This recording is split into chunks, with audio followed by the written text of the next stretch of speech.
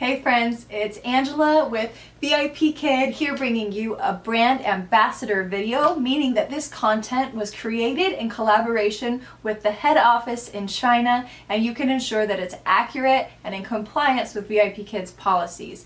And today I'm talking about student behavior. So in this video, you are going to learn some tips, tricks, and skills to help manage your students' behavior to ensure that you and the student have the best experience possible. So first, I'm going to give you some broad skills that can be applied to most behavior situations that are just good practices for a good class experience. And then I'm going to dive into some specific behavioral situations that are common in online learning and give you some skills and tips to help you direct that behavior effectively. So 3 common behavioral issues that we see in VIPKID classes and online learning in general are distracted students, 2 is rude or disrespectful students, and the 3rd common behavior that we see are the talkative, chatty students. First, the 3 tips that are general and broad but apply to all of these behaviors are: first,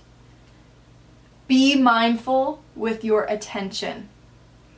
You giving attention to the behavior is usually an enforcer.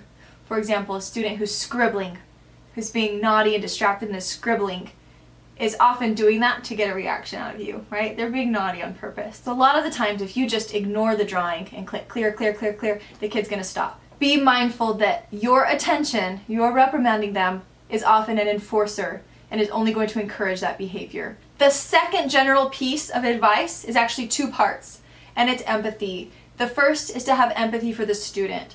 A lot of times, these VIPKID classes come at the end of a very long day of school and other extracurricular activities and a lot of homework, so these kids are ready to decompress. And generally, they're really excited to see you and to talk to you, right? You are this entity on the other side of the world who lives a very different life than them, and they want to get to know you. If they can come to your class and you ask them about their day, and they can vent to you and tell you, I had a lot of homework, let me tell you, a lot of my older students always tell me, yeah, I had a lot of homework today. They're always eager to tell me that because I sympathize with them. I say, oh, I'm so sorry. I hope you can go play. So go into it with that perspective that you want to make the lessons fun and something that's interesting for them. The second part of this general advice of empathy is to have empathy for the parents. So if you were the parent of this misbehaving child, how would you want the teacher to act? What do you want your child to walk away from that lesson knowing? For me, and I have a 5-year-old who's in an online language program, who's also very distracted, but she's 5. And I know that her distractedness is an age-related behavior that she will outgrow. And if she has had a positive experience in her Portuguese lessons as a child, then she'll continue learning as she outgrows her distracted behavior, and then it will stick, right? And then it will become a positive experience and a habit that she's used to doing, and she will learn. So keep that in mind, that these parents, especially with these young ones, just mostly want them to have fun and have good experiences with English. They want them to hear a native English speaker. They want their pronunciation corrected. So do your best to manage these students' behavior with the parents in mind. And the 3rd piece of general advice that can often help manage any type of difficult behavior is to set clear expectations at the beginning of the class. I recommend doing this when you introduce the reward system. VIPKID does have an entire lesson about classroom rules where the students learn 3 classroom rules, which are listen to the teacher, speak English, and ask for help. You don't have to keep those rules for that unit only, right? Write them out, print them out, and for every reward system that you introduced, hold it up, right? And if you can hang it up, I don't have a place to hang it up, but I might change that up. And I might tell them, when I'm introducing the reward system, if you do a good job, if you listen to the teacher, number 2, speak English, you can write hello or hi or something basic in English they can understand. 3, ask for help, and I added number 4, which is be kind. I think they need to learn that. And most of them are very kind and respectful. Honestly, I think that these behavior issues are the minority of the classes. Most of my classes are filled with very respectful, attentive, eager students. But I do get one here and there, a couple times a week, that could use this reminder. So introduce the reward system with the rules. Have them hung up.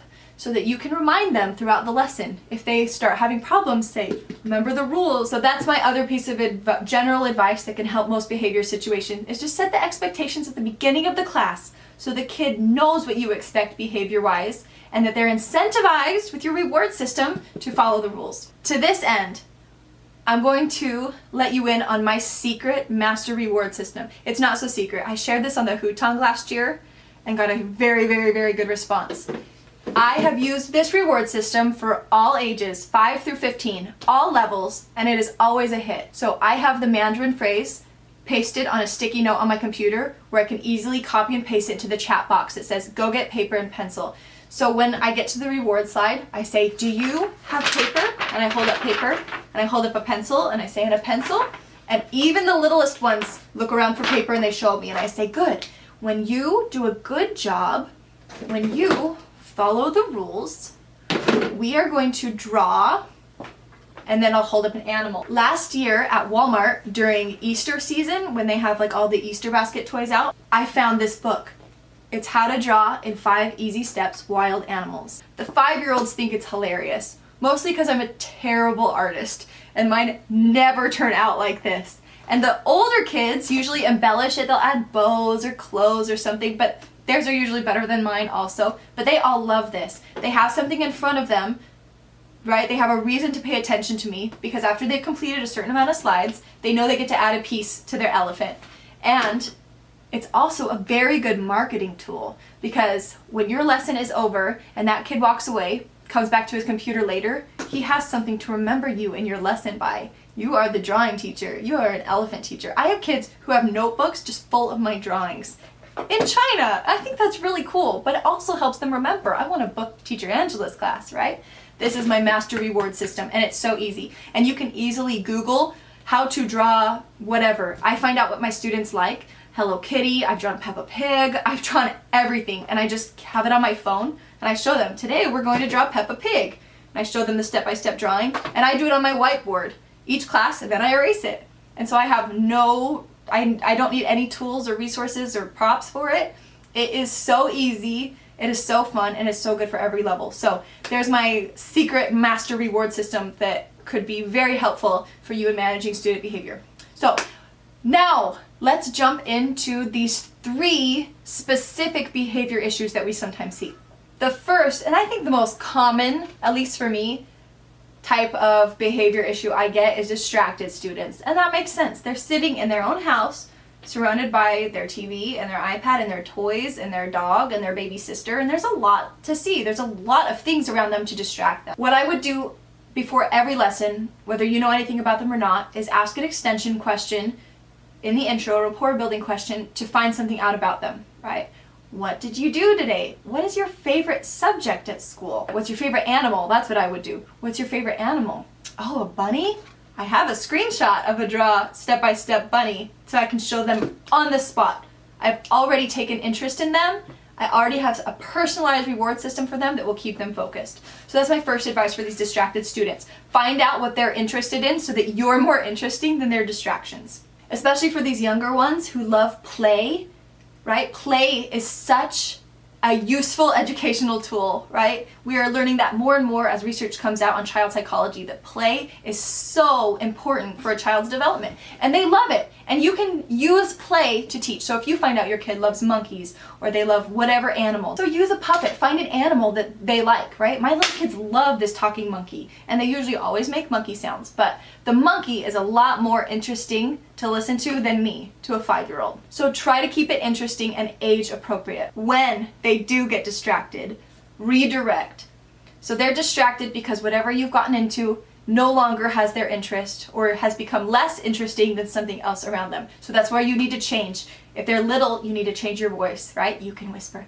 You can say, Bow Bow, come back here, and be silly, put glasses on, right? We always see teachers in their videos and their pictures with big funny glasses and headbands, and that's for a reason. That is tactful. So redirect them, do something silly, right? You need to get their attention back. For older kids who are distracted, who aren't paying attention to you, a lot of times they're bored. These older students might have already learned the content, right? Because they've been learning English in school for a long time, conjugating to be, is boring to them. They do have exposure to the material before and after the lessons also. So they might be little robots going through the lesson, and they're going to read it and they're going to give you verbatim answers that are in the teacher tips. I see teachers complain about that a lot. They say, how are these kids, they know word for word the exact answer. And they're bored, right? They're distracted and they know all this, and it's the end of a long day. So my advice for reining in a distracted older upper level student is to go rogue. Extend a lot. If you go rogue a little bit and ask a question and they give you the robot answer and then you say, try again, they're gonna be, what? I gave you the answer. And then say your question again, and then they're gonna realize they need to pay attention to you, because you're not just going through the motions here. You're not just going through the slides that they've already seen, right? Go rogue. And that will also help you get to know them, right? Ask questions related to the lesson about recycling or whatever it is in those upper levels, related to them, right? Extend, go rogue for those older distracted students. Another technique that's used in classrooms a lot, in physical classrooms, is giving children with distraction problems or behavioral issues a task, right? Make them a helper, give them something to do, right? They feel better about themselves when they get the praise for it and they're busy, right? So how do we do that in an online classroom? One idea is to get something that has a time frame, like an hourglass, even a toothbrush timer, you can flip, it's like 2 or 3 minutes. So you can set up this timer and instruct the kid that when it runs out, you need to watch. When it runs out, you need to say, Dino, or something like that, right? Give them a task, give them a reason to stare at you on your screen, right? They're gonna keep looking up at that, but at least they're not watching TV or playing with their toy, right? They're watching for that hourglass. And when that hourglass runs out, they get a star or whatever, right? Give them a task to do. Another way to make sure your kids aren't getting distracted is to take a lot of breaks and get physical. Have them do jumping jacks, have dance parties. A lot of teachers have dance parties and they are so much fun. And the students love it and they're laughing and engaged, and you're the fun teacher if you do that. When you get that blood pumping, you get oxygen to the brain, it's gonna help them focus better. So if you notice your kid is distracted, just fidgety, maybe you need to incorporate a physical aspect to your reward system. Another piece of advice that applies to all of them is praise good behavior. When this distracted student comes back, say, yes, good job listening to the teacher. Be specific about your praise, because that praise is going to tell them how to get your attention. Oh, she's praising my reading? I'm going to be a good reader, right? Oh, she's praising me listening? I'm always going to answer that way, right? It's that subconscious enforcer of your attention. Make praise the main source of communication when it comes to behavior management, and that's how you're going to get more good behavior. The next common behavior issue that I see and that a lot of teachers have reported that they see are rude or disrespectful students. And this can come in a lot of forms. There are older students who like to roll their eyes, or they say no and won't cooperate with you. They'll pretend they don't know answers when you've taught them before. You know that they know the answers. You've seen the feedback from other teachers. They're just being difficult. Younger students, scribbling a lot of the times isn't a distraction issue. It's them, being disrespectful. And a lot of times they are just too young and they need guidance. They need supervision. And there is a student behavior button you can push in the classroom to call the firemen, and the firemen can call the parents in extreme cases. Let me show you something super valuable that I have learned. So if they're old enough, you can ask them, where is your mom? Can you see mom? And that might get their attention. They don't want their mom to know that they're not cooperating with this lesson. They're throwing their mom's money away, right? So for the younger kids, let me show you something really cool that I learned from one of my students' parents. So my regular Lucy, who I talk about all the time, I even met her in Beijing, her mom sent me this whole Mandarin learning system for my daughter. It comes with this really cool pen, and the pen talks, and it will read the book and my daughter can repeat. So listen to this. In the back of each book is a glossary and dictionary of everything that was in the book. And I was so excited to discover this phrase. 爸爸在哪里? That means, where is dad? And this phrase, 妈妈在哪里? Mama在哪里? I thought, that is gold. Knowing that phrase is so gold for little kids who are being naughty, right? Mama 在哪里? 爸爸在哪里? Learn those phrases, and if you need to pull those out to strike a little bit of fear in that kid to behave, do it. Remember to use empathy. A lot of times these kids' attitudes are a reflection of their prior experiences with teacher. Perhaps they've been overlooked or neglected, or a teacher has failed to take interest in them when they wanted the attention, right? So if you build a relationship with a student, that will often do wonders to improve their behavior. Take interest in these kids. That will go such a long way to get them to respect you, right? To get that behavior back. The reality is these kids know they're being disrespectful, right? They're doing it on purpose. They're doing it to get a reaction out of you. Don't take their bad behavior personally. They don't know you, right? This is based on them. This is a reflection of them and their experiences. Going back to how important praise is, I follow a child psychologist who gives a lot of parenting advice and talks a lot about managing children's behavior. And a phrase, a concept that she uses that I love is to pick the flower from among the weeds.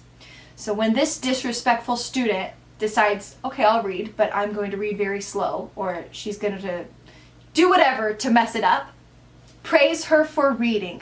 Good reading, good job. Thank you for reading. Reward her for what she did well, right? Ignore the bad behavior. Reward her. Pick the flower from among the weeds. And do this as often as you can, right? She might roll her eyes a million times, but one time she might look and be really focused. Praise the really focused moment. If you focus and give attention to the good behavior, remember, attention is an enforcer. Give attention to the good behavior to encourage the good behavior. But if you give attention to the bad behavior, if you are obsessed with getting her to stop rolling her eyes, she's going to keep rolling her eyes. So focus on the good, right? Make it a positive experience for this kid. Let this kid have good feelings. Let them know that you are on their team and you are cheering them on, okay? And along those lines, remember this. You can be respectful while being disrespected. You can model the behavior that you want to see while being disrespected. You can teach them how to be respectful by continuing to respect them while they're misbehaving. Okay? Show them. Modeling and example is the biggest teacher, right? So give attention to the good. Treat them how you want to be treated. And in time, with enough positive influence, their behavior will evolve. A lot of time with these kids, a lot of teachers report that students will just simply say no. If you say, can you read, Lisa? They're going to say no. So you might need to be a little bit more firm with the older students who are being rude. Instead of asking them, start with their name first of all, because if they're being distracted and rude in that way, they're going to turn to you when they hear their name. So if you say, okay, can you read this passage, Lisa? They're going to turn their head when they hear Lisa, right, their name. So you say, Lisa, read, please. Don't give her a chance to say no. Say her name and tell her what you want her to do, right? But, on the other hand, a lot of times, not leaving it open-ended, but giving them a choice can help them feel empowered in the lesson, feel like they have some control, which will help them take some ownership over the lesson. We know that in lessons where there's a lot of reading, sometimes for time management purposes, we can break up the reading and take turns. So if you notice your time is lagging, or simply you want to kind of get more out of the student, get them to take some ownership over the lesson and get invested, you can ask them, number the paragraphs on a reading slide and say, do you want to read 1, 2, or 3? 1, 2, or 3? Which one? Right? Give them some choices. And at the end of the day, these older students might be a lot more stubborn than the younger ones. Do your best. Don't give in to them. Don't show emotion. They're doing this to get a rise out of you, right? Don't give them that power over you. Don't give them that control. You can do anything for 25 minutes. Get through that lesson. Leave them honest feedback to their parents so their parents can handle it and get out of there. Deny their priority booking request if you must, okay? So, the third type of common behavior that I see that detracts from the lesson are the talkative students. But I'm going to be very specific about how to handle these students, and that is, don't crush their spirit. Think about the goal of VIPKID. It's to create confidence in speaking English. So if these kids start their lesson by saying, teacher, I went to school today and my friend wasn't there, my friend was sick and I had to run and I had 4 hours of homework and my sister is home from college and I slept in her bed. This is all a real conversation that a level 4 had with me. Before I could even ask him, hey Bruce, how was your day? He had taken 5 minutes to talk. I tried to get a word in and he just kept talking. He is the biggest talker in the world. And the first lesson I was panicked because we were running out of time and I didn't even get to I never even got to reward him because I was like, we need to go. And at the end of the lesson I said, I'm so sorry, Bruce, we didn't have time to draw the whatever. And he said, I know. And I thought, okay, this kid knows he's talkative, right? So he priority requested me and I loved teaching this kid. It's cool to get talkative kids because you learn so much about them and their culture and their life.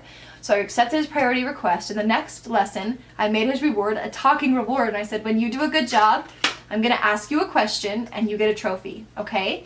And I know that because Bruce loves speaking English and he's so confident at it, that he's going to learn about recycling sometime in his life, right?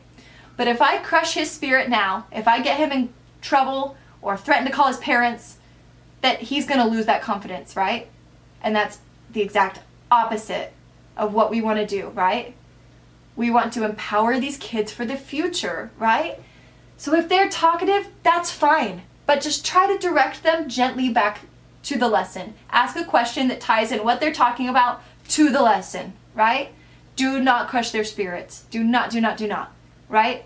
It is more important that that kid has a good experience talking to you than he says the correct sentence about recycling, right? And if you don't get to it, I guarantee his parents know that he's a talker. So I will say in the feedback, please have Bruce review the target sentences of whatever, but don't crush their spirits. You want confident English speakers. That's what we want. They've done it. They've reached the goal. Now we're teaching them specific tidbits in English, but they would probably learn that anyway because they love English. They're going to keep learning and progressing in their English studies. So keep that in mind. Keep the goal in mind. To wrap it all up, remember that behavior change is a process. Just like you and I have bad habits we wish we could break, nothing is going to happen overnight. It's with consistency and encouragement and practice that these kids are going to improve and get better and have a better experience. I hope this was helpful for you. If you have any behavior management tips, skills, things that have worked for you, or other issues you see in class, leave me a comment. Let's get a discussion going so we can help each other out. If you are looking into VIPKID and would like any help with the hiring process, reach out to me. I do spend a lot of time helping applicants learn the teaching style and get hired because it's the best job in the world. My email address is below. Please don't forget to subscribe so you don't miss any new videos coming out. And as always, happy teaching!